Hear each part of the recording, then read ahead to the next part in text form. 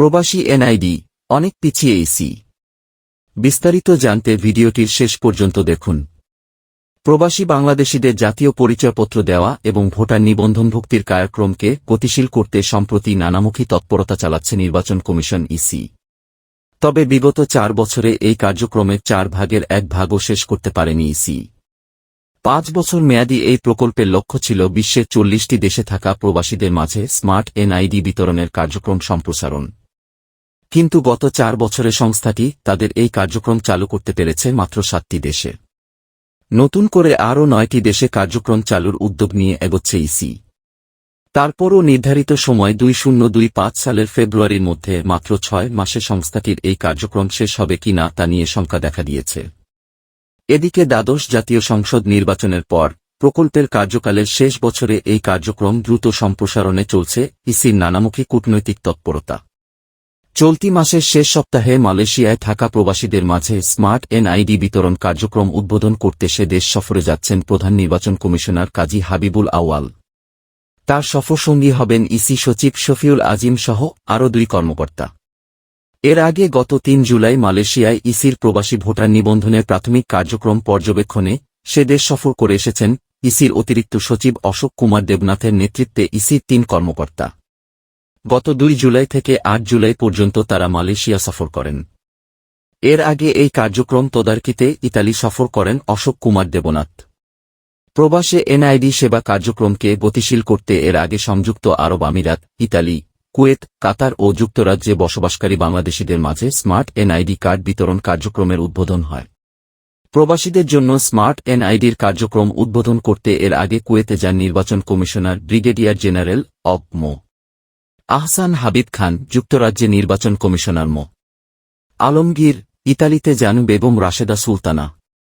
পরিকল্পনায় থাকা অন্যান্য দেশে এই কার্যক্রম চালুর প্রেক্ষাপট পর্যবেক্ষণে সেসব দেশে পর্যায়ক্রমে সফর করেছেন নির্বাচন কমিশনার, সংস্থার প্রবাসী শাখা, আইটি ও টেকনিক্যাল শাখার কর্মকর্তারা। ইসির এই কার্যক্রম লক্ষ্যমাত্রা থেকে কেন এত পিছিয়ে? এমন প্রশ্নের জবাবে নির্বাচন কমিশনার ব্রিগেডিয়ার জেনারেল অব মো. আহসান হাবিব খান খবরের কাগজকে বলেন, এই কার্যক্রম শুরুর পরের বছরই বিশ্বব্যাপী করোনা মহামারীর প্রভাব শুরু হয়। সেই পরিস্থিতিতে প্রায় 2 বছর এ ব্যাপারে বিদেশি দূতাবাসগুলোর সঙ্গে আলোচনা করা সম্ভব হয়নি। পরে একটি দেশে কার্যক্রম শুরু করতে পররাষ্ট্র মন্ত্রণালয়ের সম্মতি, সংশ্লিষ্ট দেশের দূতাবাসে সমন্বয় করতে সময় লেগেছে। তারপর 2022 সালের শেষ দিকে কাজটি আমরা পুনরায় শুরু করি। এছাড়া গত 2023 সাল জুড়েই ছিল জাতীয় নির্বাচনের কর্মযজ্ঞ। সংসদ নির্বাচনের পর দূতাবাসগুলোর সঙ্গে আমাদের আলোচনা আরও এগিয়েছে। এমনকি সারা দেশে বিগত উপজেলা নির্বাচন চলাকালেও আমরা প্রবাসে এই কার্যক্রম চালিয়েছি। 1998 সালে প্রবাসী বাংলাদেশিদের ভোটাধিকার সংবিধান স্বীকৃত বলে ঘোষণা দেয় দেশের উচ্চ আদালত। অথচ দীর্ঘ 2-6 বছরেও সেই ঘোষণার বাস্তবায়ন হয়নি। এ বিষয়ে ইসি আহসান হাবিব খান বলেন, বাংলাদেশের অর্থনীতিতে গুরুত্বপূর্ণ অবদান রাখার পরও মধ্যপ্রাচ্য, ইউরোপ, আমেরিকা সহ বিশ্বের বিভিন্ন দেশে বসবাসরত বাংলাদেশিরা জাতীয় পরিচয়পত্র থেকে বঞ্চিত ছিলেন। নাগরিকত্ব সনদ এনআইডি না থাকায় বৈধ পথে রেমিট্যান্স পাঠানো, পাসপোর্ট করাসহ নানা কাজে তারা সমস্যার সম্মুখীন হচ্ছিলেন। মাতৃভূমি বাংলাদেশে মাঝে মাঝে ফিরে আসার ইচ্ছা থাকার পরও সেই সুযোগ তাদের ছিল না। তাদের দীর্ঘদিনের সেই সংকট অবসানে প্রবাসীদের স্মার্ট এনআইডি দিয়ে ভোটার তালিকাভুক্ত করার কাজ এগিয়ে নিচ্ছে নির্বাচন কমিশন। ইসির প্রবাসী নিবন্ধন শাখার পরিচালক মো. আব্দুল মোমিন সরকার খবরের কাগজকে জানান, চলমান এই কার্যক্রম সম্প্রসারণে বাকি থাকা 3-5টি দেশের দূতাবাসের সঙ্গে ইসির কূটনৈতিক তৎপরতা অব্যাহত রয়েছে। সরকারের ঘোষণা অনুযায়ী পর্যায়ক্রমে ওইসব দেশে প্রবাসীদের মাঝে স্মার্ট এনআইডি পৌঁছে দেওয়ার উদ্যোগ নেওয়া হয়েছে।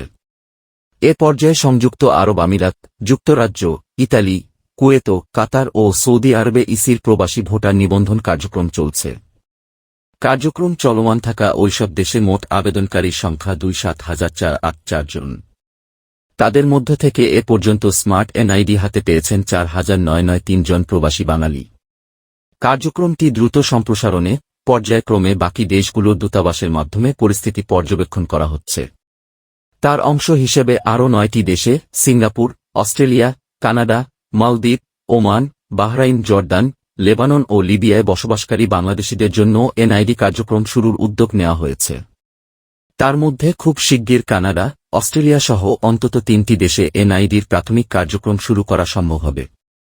পরিচালক আব্দুল মোমিন আরও জানান, শুধু সৌদি আরব ছাড়া এ পর্যায়ে কার্যক্রম চলমান থাকা সব দেশেই কাজ এগোচ্ছে দ্রুতগতিতে। গত বছরের 2-7 অক্টোবর থেকে সৌদি আরবে এনআইডি প্রদান কার্যক্রমের উদ্যোগ নেওয়া হয়, কিন্তু সেখানকার বাংলাদেশ দূতাবাসের তৎপরতা ছিল কম। ফলে সে দেশে বসবাসরত প্রায় 2.8 লাখ অভিবাসীর মধ্যে বিগত 8 মাসে 1000-এর বেশি প্রবাসী এনআইডির জন্য আবেদন করেন। তাদের মধ্য থেকে যাচাই-বাছাই শেষে চূড়ান্ত হয়েছে শতাধিক বাংলাদেশির জাতীয় পরিচয়পত্র। সৌদি প্রবাসীদের হাতে স্মার্ট এনআইডি দিয়ে সেখানকার কার্যক্রম উদ্বোধনে আগামী 20 জুলাই সৌদি আরব যাচ্ছেন নির্বাচন কমিশনার মো. আনিসুর রহমান। তার সফরসঙ্গী হবেন তার একান্ত সচিব শাহ মো. কামরুল হুদা ও ইসির সিস্টেম ম্যানেজার মো. রফিকুল হক। ইসি আনিসুর রহমান তার স্ত্রী ও পুত্রকেও নিজ খরচে নিয়ে যাবেন।